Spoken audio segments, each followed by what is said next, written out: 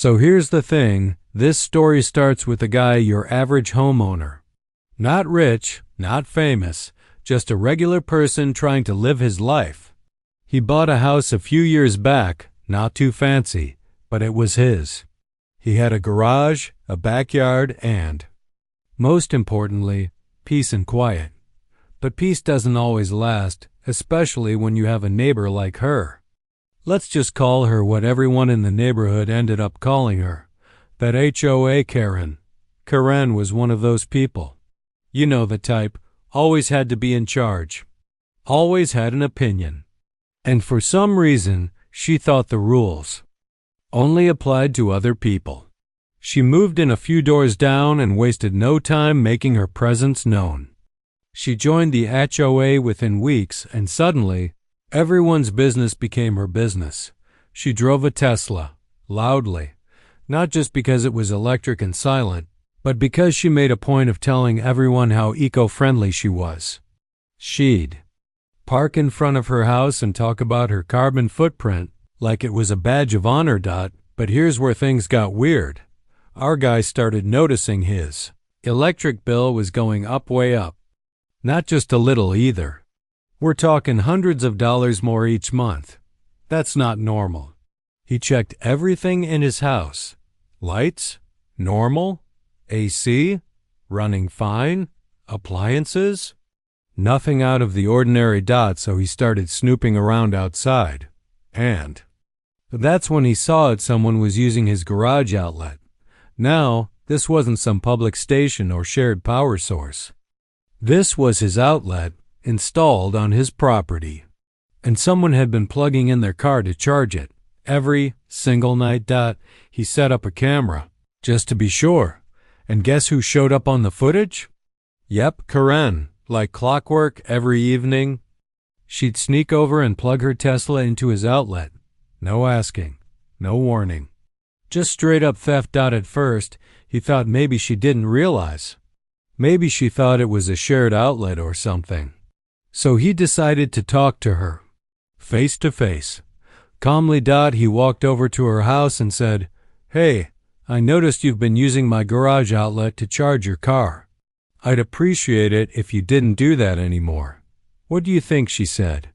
She didn't apologize. She didn't say, "Oh my gosh, I'm so sorry, I had no idea." No. She looked him dead in the eye and said, "It's a community property. The HOA never said we couldn't use it." And then she added, "Besides, you're barely using it anyway." He was stunned. He told her it wasn't community property. It was his, and he didn't want her using it. Ever. She didn't care. The next night, she was back, charging her car like nothing ever happened. He tried again and again. Each time she got more aggressive, started threatening him with HOA fines. Saw he was being selfish for not sharing electricity. Said she was going to report him for denying access to a neighbor.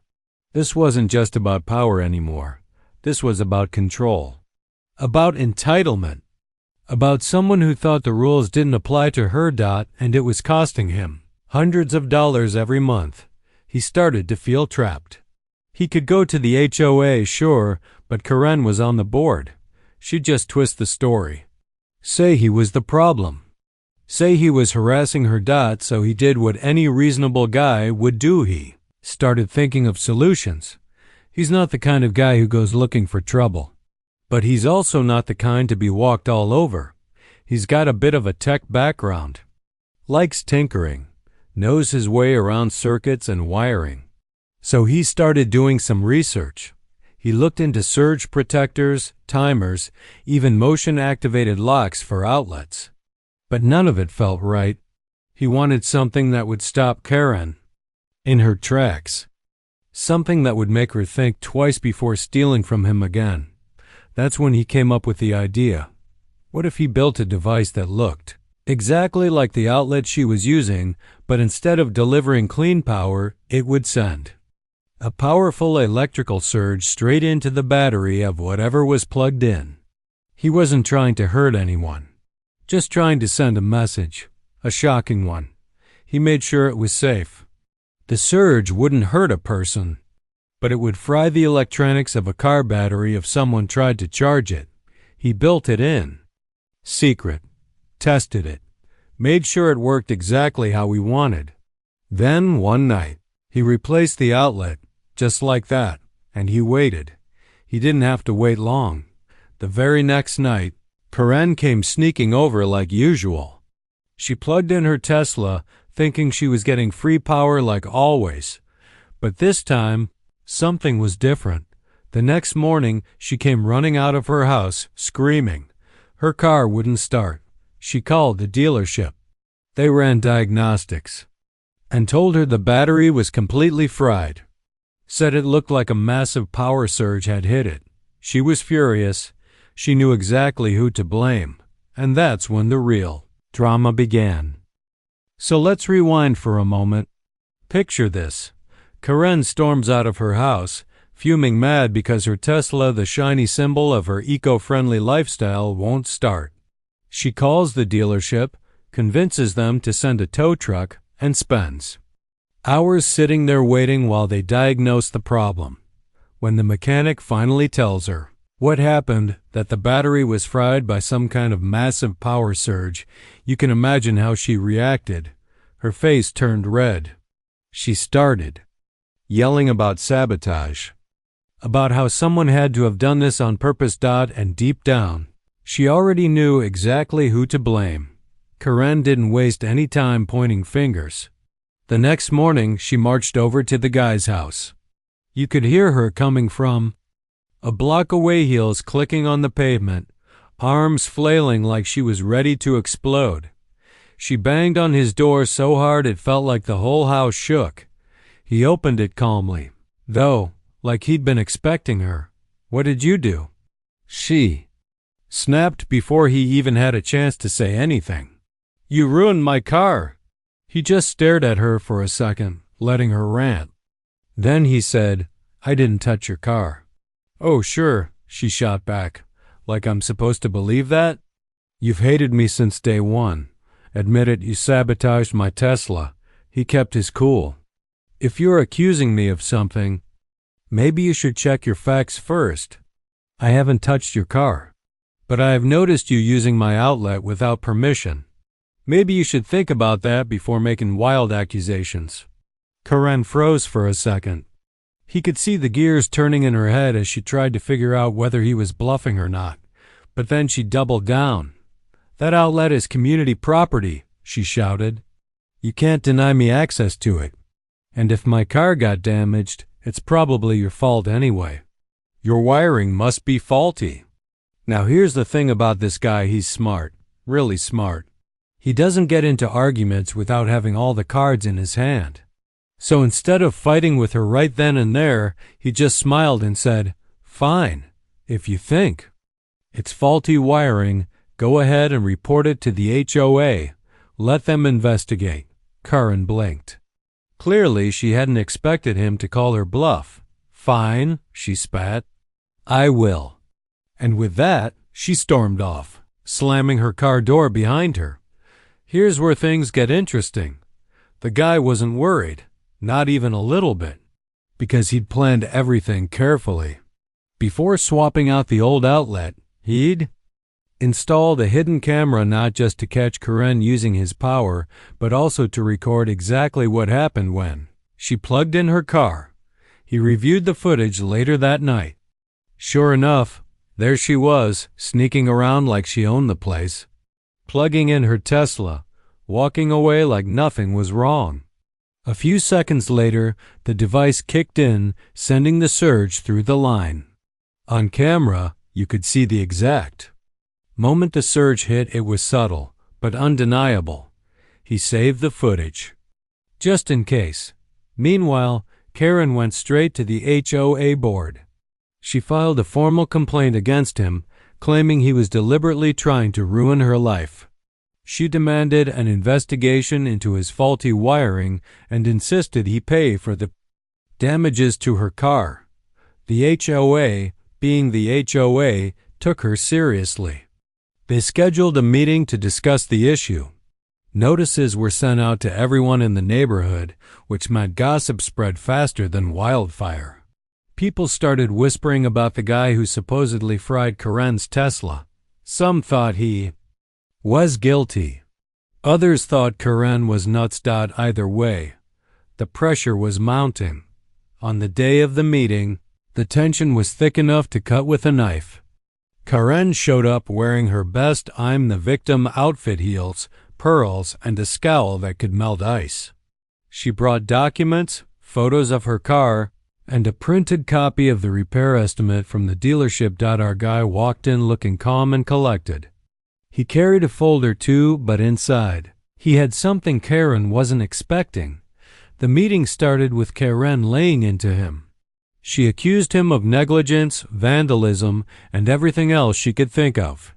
She played the victim card perfectly, talking about how much she loved her Tesla and how devastated she was to lose it. Then it was his turn to speak. He stood up, looked around the room, and said, "Before we jump to conclusions, I want to show you something." He pulled out his laptop and projected the security footage onto the wall. Everyone leaned forward, curious. The video played.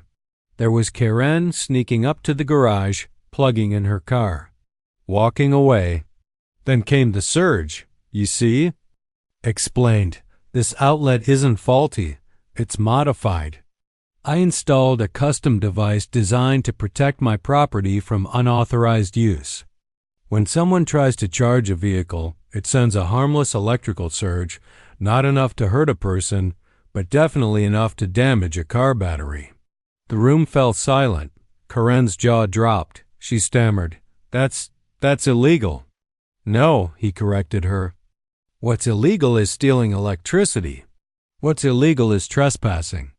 What's illegal is knowingly using someone else's property without their permission, all of which you've been doing for months." He paused, letting his words sink in. Then he added, "If anyone needs to apologize here, it's you." For a moment, no one said anything. Even the HOA members looked uncomfortable.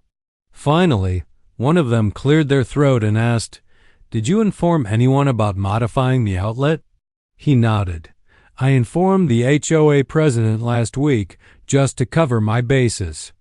I didn't name names, but I made it clear that anyone caught using my outlet after the modification would risk damaging their equipment." Karen's face turned bright red.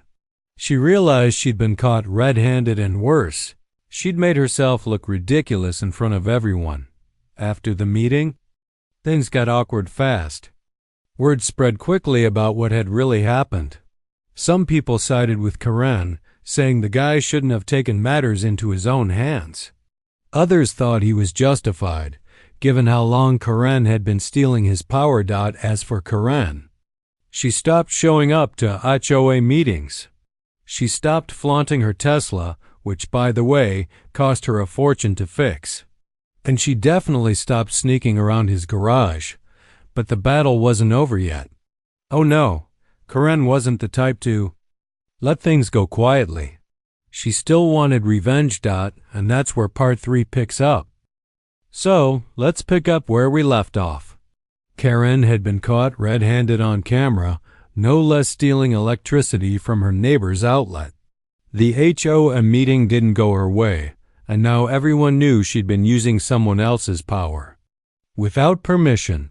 For someone who prided herself on being the queen bee of the neighborhood, this was a huge blow to her ego. But here's the thing about people like Karen, they don't back down easily. If anything, they dig their heels in deeper, and that's exactly what she did. After the meeting, Karen decided she wasn't going to let this slide. She couldn't admit she was wrong. That would be admitting defeat. Instead, she doubled down. She started telling anyone who would listen that the guy had deliberately sabotaged her car, that he was dangerous, that he was some kind of tech-savvy madman who installed booby traps around his house. She even went so far as to say he could have hurt someone. "What if a child touched that outlet?" she asked dramatically at one point. "He's putting the whole neighborhood at risk." Her goal was clear: turn public opinion against him, make him look like the bad guy. And for a little while, it worked.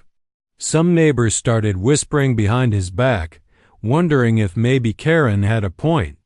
After all, modifying an outlet to send out electrical surges sounded extreme. The guy heard the rumors, of course. He knew Karen was trying to paint him as some unhinged lunatic. But instead of panicking, he stayed calm. He knew he had the truth on his side, and more importantly, he had proof. One day, Karen showed up at his door again. This time, she wasn't alone. She brought 2 other members of the HOA board with her. They were there to inspect his property, she said, to make sure everything was safe and up to code. He rolled his eyes but let them in anyway. What choice did he have? Besides, he wasn't worried. He'd already thought ahead. When they got to the garage, he pointed out the outlet and explained how it worked. "It's not dangerous," he told them. "It's designed to protect my property. Anyone who uses it without permission gets a harmless surge, not enough to hurt a person, but enough to damage electronics, like, say, a Tesla battery." Karen crossed her arms and glared at him. "You're admitting you set a trap," she said smugly. "That's illegal." "No," he corrected her. "I'm admitting I took steps to secure my property after repeated theft. You can check the footage yourself if you want. It shows me replacing the outlet and testing it. Everything is documented." One of the HOA members raised an eyebrow. "You recorded yourself doing this?" He nodded. "Of course. I knew someone might accuse me of something eventually, so I covered my bases." The other member frowned. "This is unusual, but it doesn't seem unsafe. As long as it's clearly marked and only activates when in use." "It is clearly marked," he interrupted. He pointed to a small sign near the outlet that read, **** warning. Unauthorized use will result in electrical surge." ****, Karen sputtered. "That's ridiculous. No one reads signs like that." "Exactly," he said calmly. "Which is why I recorded you ignoring it." Karen clenched her fists but didn't say anything. She knew she was losing ground, despite her best efforts. The HOA didn't take action against him. They couldn't. There was too much evidence showing that Karen had been in the wrong. But that didn't stop her from escalating things further. A few days later, she filed a formal complaint, not with the HOA this time, but with the local authorities. She accused him of vandalism and destruction of property. She claimed he had intentionally damaged her Tesla and demanded compensation for the repairs. When the police showed up at his door, he wasn't surprised. He'd been expecting it. He invited them inside, sat them down, and walked them through everything. He showed them the security footage of Karen sneaking around his garage. He showed them the modified outlet and explained how it worked. He even handed over copies of the emails he'd sent to the HOA president, warning that unauthorized users might damage their equipment. The officers listened carefully. By the end of the conversation, they seemed skeptical of Karen's claims. One of them even muttered, "Sounds like she got what she deserved." Still, they told him they'd need to investigate further. Formalities and all that. While the investigation dragged on, Karen kept stirring the pot. She started a petition demanding stricter rules about personal property in the neighborhood. She argued that homeowners shouldn't be allowed to modify their outlets or install dangerous devices without HOA approval. Her petition didn't get much support, though. Most people thought she was overreacting. Some even joked that she should have read the sign before plugging in her car, but Karen wasn't done yet. She decided to take things to the next level, court. One afternoon, the guy received a letter in the mail. It was official looking, with fancy legal language and a stamp from a law firm. Karen was suing him for damages to her Tesla. The amount? Over $20,000, he sighed when he read it. He knew this was coming. Karen wasn't the type to give up, and lawsuits were her last resort. But he wasn't worried. Not really. He had all the evidence he needed to prove his case. Still, fighting a lawsuit wouldn't be cheap. Or easy. He knew he'd need help. That's when he hired a lawyer, a good one.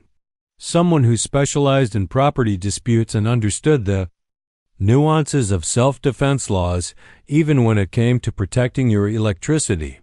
His lawyer reviewed the case and smiled. "This is solid," she said. "We've got video evidence, documentation, and a clear motive on her part. Plus, her behavior during the HOA meeting doesn't exactly scream innocence." Together, they prepared their defense. They gathered every piece of evidence they could find: the security footage, the emails, the repair estimates for his skyrocketing electric bills, even screenshots of Karen's social media posts bragging about her Tesla. They also came up with a counterclaim.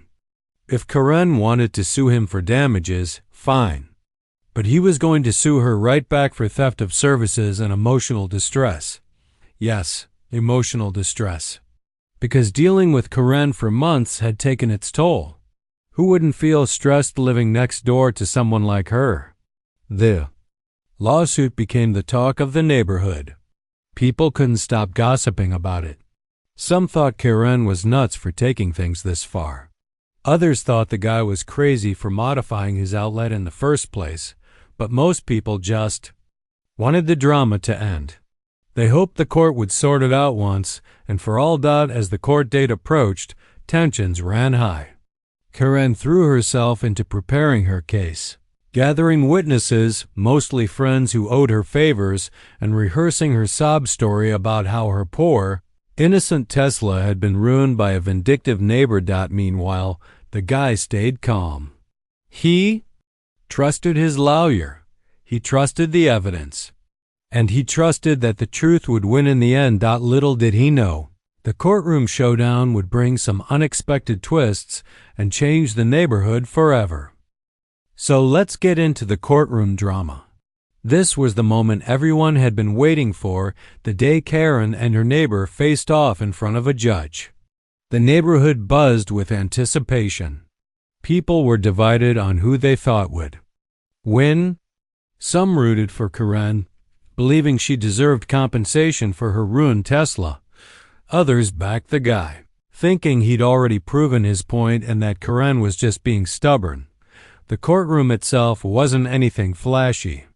It was small, with wooden benches and fluorescent lights that hummed softly overhead. Still, the tension inside was electric. You could feel it in the air. Karen showed up dressed to impress, sharp suit, perfectly styled hair, and an air of confidence that screamed, "I'm winning this." She brought along a stack of papers, photos of her damaged Tesla, and even a printout of the repair bill. She looked ready to take down anyone who stood in her way. Her lawyer was equally polished, speaking in smooth tones about how the guy had intentionally sabotaged her property. "Your Honor," he said dramatically, "my client suffered significant financial loss due to the defendant's reckless actions. He modified an outlet knowing it could cause harm, and he failed to warn anyone properly."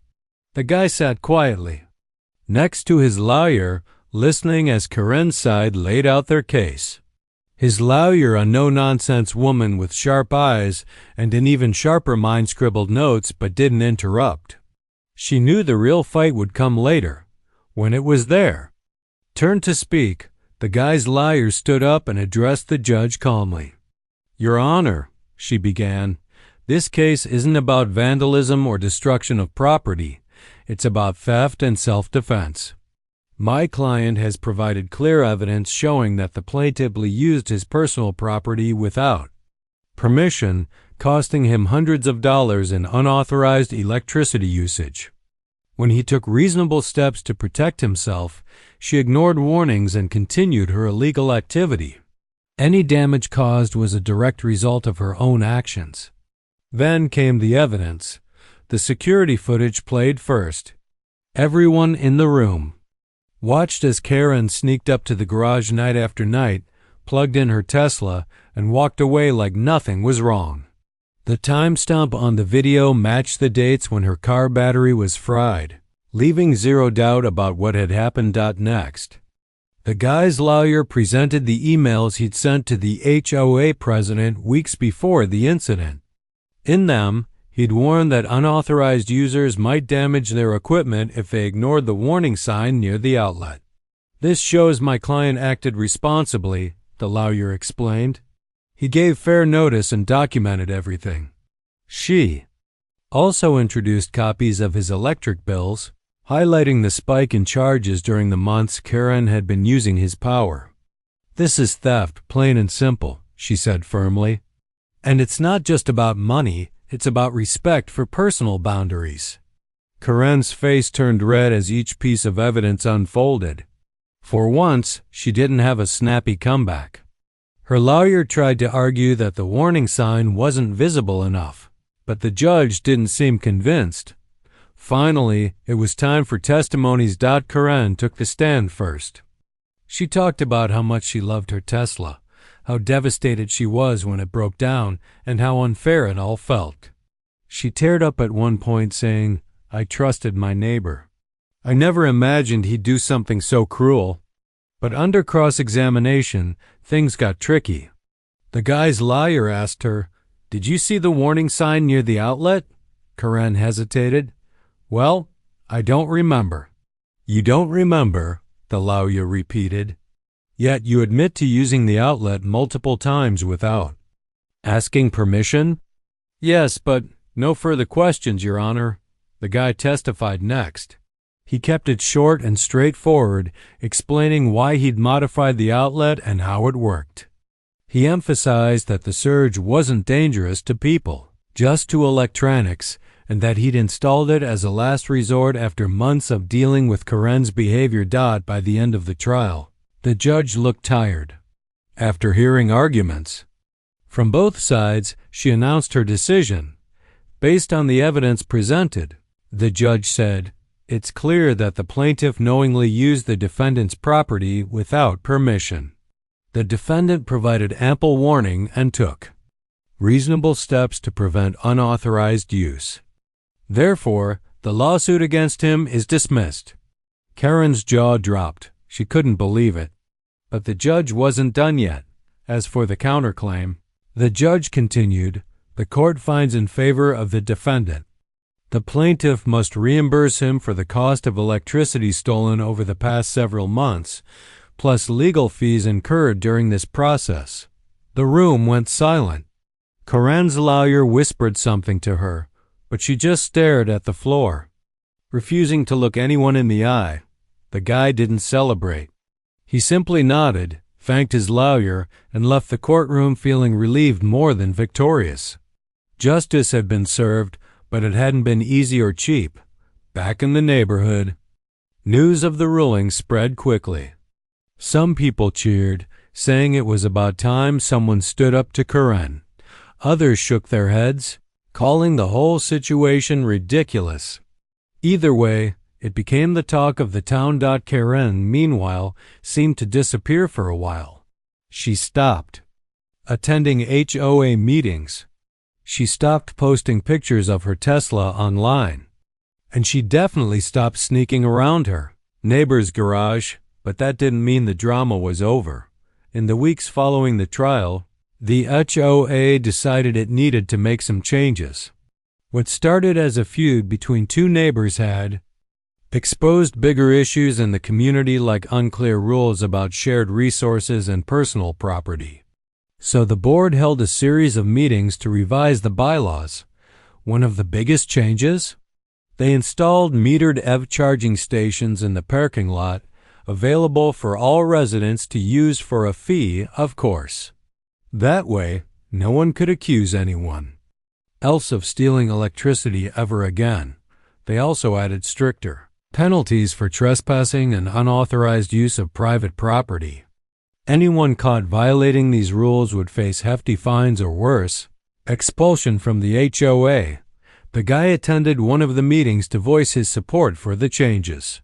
"It's not about punishing people," he said. "It's about setting boundaries and respecting each other's space." Most people agreed. Even those who initially sided with Karen admitted the new rules made sense. As for Karen, she eventually reappeared, but she was different. She kept to herself more, avoided confrontations, and generally stayed out of trouble. Some neighbors joked that losing the lawsuit had finally knocked some sense into her. The guy, on the other hand, decided it was time for a fresh start. He put his house on the market and moved to a quieter neighborhood where drama was less likely to follow him. Before leaving, though, he did one final thing. He donated the modified outlet, the one that started it all, to a local tech museum. Alongside it, he included a note, asterisk, for Karen, a lesson in volts and values. Asterisk, it became a funny little exhibit, drawing visitors curious about the infamous Tesla surge story. The museum staff even joked about turning it into a T-shirt. Slogan, and that's where things stood. The battle may have ended, but its impact lingered. It taught everyone in the neighborhood a valuable lesson about boundaries, accountability, and the importance of resolving conflicts peacefully. Of course, the guy hoped he'd never have to deal with another Karen again. But deep down, he knew life was full of surprises, and sometimes a little creativity was the best way to handle them. So let's wrap this whole saga up. The courtroom drama was over, the HOA had made some much-needed changes, and the guy who started it all was ready to move on. But before we close the book on this wild story, there are still a few loose ends to tie up and a few lessons to learn. After the lawsuit ended, life in the neighborhood slowly returned to normal. Well, as normal as things could be after such a public feud. People began talking less about Karen and more about how they could prevent something like this from happening again.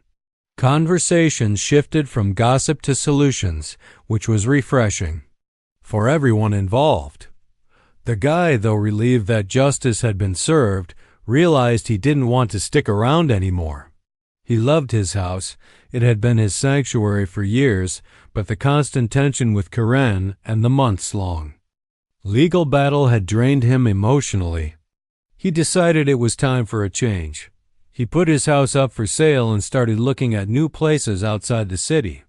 Somewhere quieter, where people minded their own business and disputes didn't spiral into lawsuits.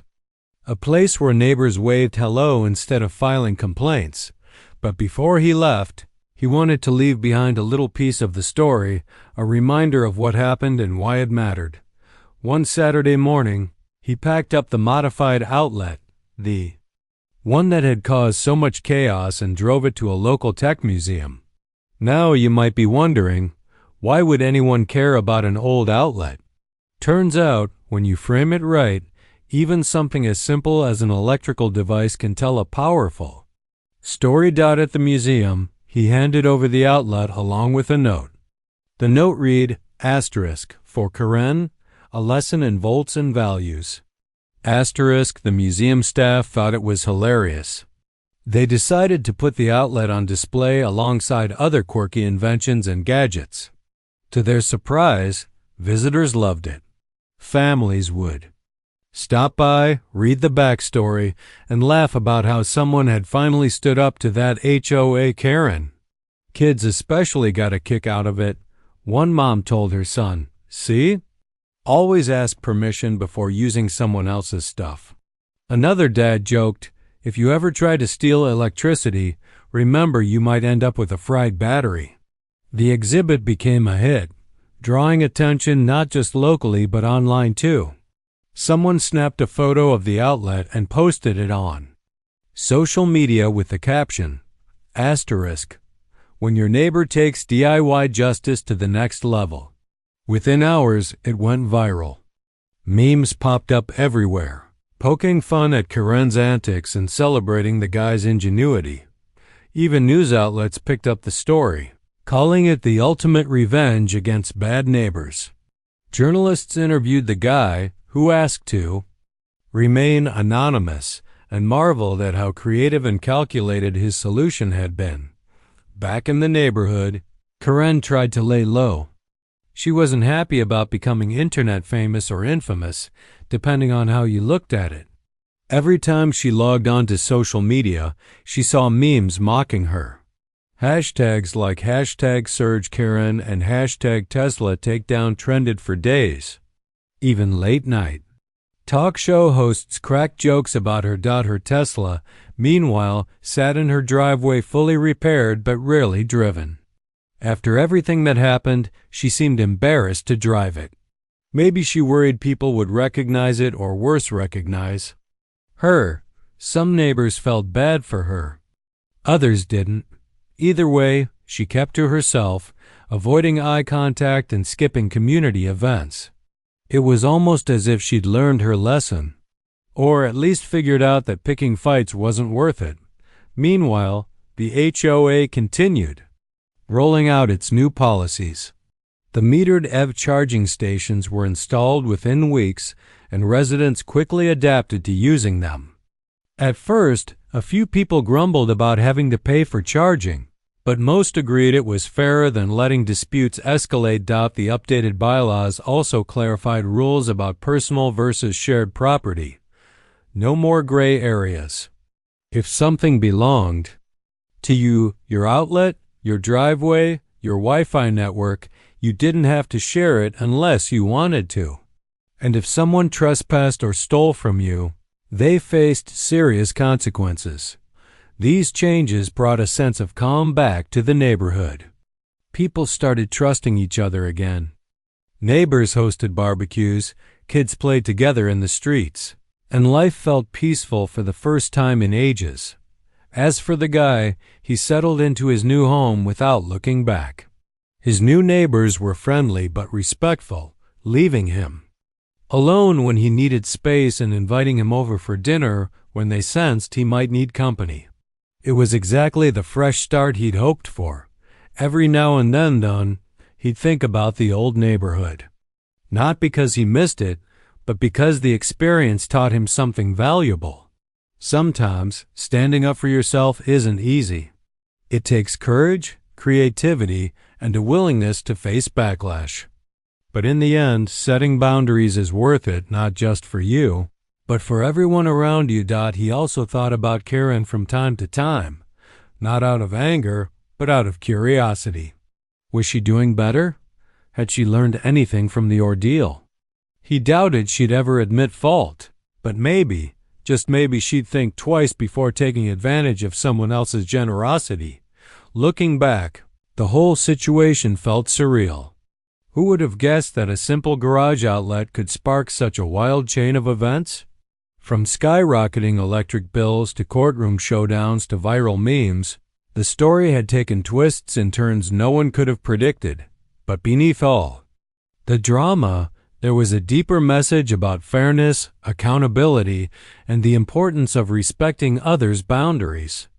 Whether it was through laughter, reflection, or policy changes, everyone walked away with something to think about. And honestly, isn't that what makes a good story? Something that entertains, challenges, and inspires all at the same time.